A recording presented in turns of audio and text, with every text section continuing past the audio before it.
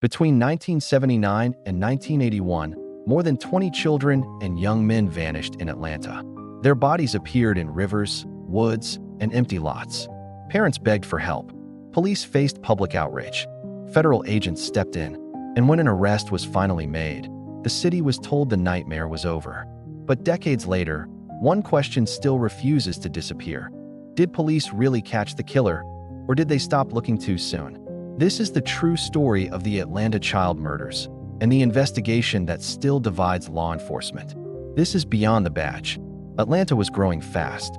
New businesses, new neighborhoods, a reputation as the Black Mecca of the South. But beneath the optimism, something terrifying was unfolding. Children, mostly black boys, were disappearing. At first, police treated the cases separately. Runaways, family disputes, urban crime. No pattern, no panic. Yet, in 1979, the body of Edward Hope Smith, age 14, was found. Months later, Alfred Evans, age 14, disappeared. Then another, and another. The victims were young, poor, from marginalized neighborhoods. Families reported disappearances immediately, but response was slow. Resources were thin. Cases piled up. Police were overwhelmed before they realized it. By 1980, Atlanta police could no longer deny it. Children were vanishing at an alarming rate. Common threads began to appear. Victims often vanished near their homes. Bodies were found in similar locations. And while the cause of death varied, circumstances overlapped. The city was facing a serial offender, and fear spread fast. Parents accused police of indifference. Community leaders demanded action. Protests filled the streets. Atlanta officials were under national scrutiny, especially because the victims were black children. Police knew this wasn't just a criminal crisis. It was a political one. In 1981, the FBI joined the investigation. Behavioral profilers developed theories. The killer likely lived in the community, was familiar with children, and may be involved in music, media, or youth outreach. Hundreds of suspects were reviewed. Thousands of tips came in, but no arrest.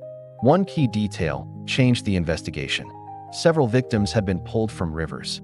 Investigators theorized the bodies were dumped from bridges. So police set up surveillance.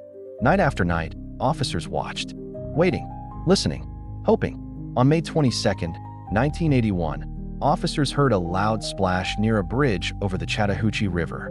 Moments later, a car crossed the bridge. They stopped it. The driver was Wayne Williams, a 23-year-old freelance photographer and music promoter. He claimed he was heading to meet a client.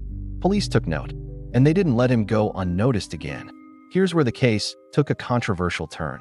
Police never charged Williams with killing a child. Instead, they charged him with the murders of 2 adult men. Why? Because evidence tied him to those cases more clearly. Investigators believed proving those murders would link him to the rest. It was a strategic decision, and a risky one. In 1982, Wayne Williams was convicted. Atlanta officials announced the case was closed. Police departments reassigned detectives. The task force dissolved, but families weren't convinced. Some victims didn't match Williams' profile. Some evidence didn't align. Some cases were never fully explained. Yet the investigation stopped. From a policing perspective, the question became, when is enough evidence enough? Officers had a suspect, convictions, and public pressure to restore calm. But they also had unanswered questions. Closing the case brought peace to the city, but not to every family. It's important to be fair. Law enforcement responded to unprecedented volume, coordinated local, state, and federal resources, used emerging behavioral profiling, and acted under intense public pressure. This was one of the largest child murder investigations in U.S. history.